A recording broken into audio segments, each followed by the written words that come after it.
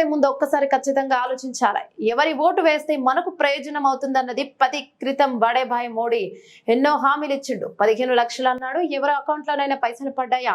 ఏటా 2 కోట్ల ఉద్యోగాలు, రైతుల ఆదాయం డబుల్, ప్రతి ఒక్కరికి ఇల్లు, ప్రతి ఇంటి నల్ల, బుల్లెట్ ట్రైన్ అని చాలా చెప్పాడు. ఒక్క హామీ అయినా చేసిండా?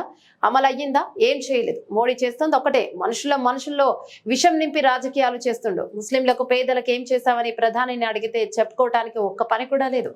కేసీఆర్ హిందూ అయిన ధర్మాన్ని పాటించారు, కానీ రాజకీయాల్లో మతాన్ని వాడుకోలేదు. రంజాన్ తోఫా మీకు వచ్చిందా? మహిళలకు 2500 వచ్చాయా? కాంగ్రెస్ ఇచ్చిన 6 గ్యారంటీలు నమ్మటంతో ప్రజలు మనల్ని ఓడించారు. పర్వాలేదు, హైదరాబాద్ లో మీరు నమ్మలేదు, ఒక్క సీట్ను కూడా కాంగ్రెస్ కు ఇవ్వలేదు. కానీ గత 10 ఏళ్లలో నీళ్లు, కరెంటు కష్టాలుండేనా?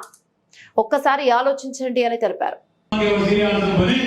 तेलंगाना में बीजेपी को लहर को बीजेपी को रोकने वाले केसीआर ही थे। और 2023 में जो हाल ही में दिसंबर में, नवंबर में जो इंतखाबात हुए, उन लीडर हैं, चाहे वो यहाँ से लड़ने वाले ईटेला राजेंद्र हो, या बंटी संजय हो, या धर्मपुरी अरविंद हो, या स्वयं बाबू राव हो, या रघुनंदन राव हो, इन सबको हराने वाली पार्टी बीआरएस है, कांग्रेस नहीं। जितने भी लीडर है बीजेपी के, जो अपने आप को 30वां खान समझते हैं, उन सबको हराने वाली पार्टी और उन सबको घर भेजने वाली पार्टी है बीआरएस पार्टी। जब यहाँ के घोषणाबाई में एमएलए बीजेपी के राजा सिंह ने प्रॉफिट का इंसल्ट किया था, उन पे भी पीडी एक्ट लगवा के केसीआर का हुकूमत बेहतर था। तो मैं आपको एक तरकीब सुनाता हूँ, तरकीब बताता हूँ। आप बस एक लोकसभा सीट है 543, 543, उनमें से कांग्रेस लड़ रही है 300 सीट, और उनमें से 3 कांग्रेस के उम्मीदवार, 3 कांग्रेस के कैंडिडेट ऑलरेडी भाग गए, बीजेपी को सीट लिख के दे दिए। यूनानिमस इलेक्शन हो गया, वहां पे एक तरफा इलेक्शन हो गया।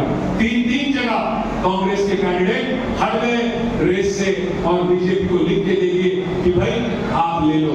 इंदौर में, सूरत में और एक जगह, 3 जगह कांग्रेस के उम्मीदवार हट गए।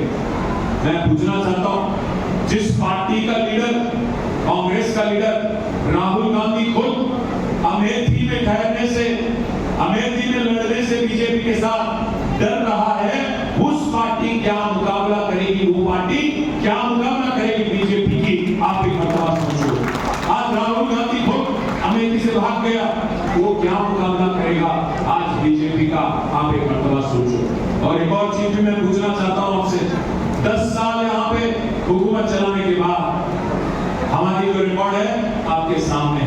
कुछ लोग आपसे कहते हैं, कुछ लोग आपसे कहेंगे कि हमें कांग्रेस को वोट देना पड़ेगा क्योंकि बीजेपी का मुकाबला कांग्रेस कर पाएगी।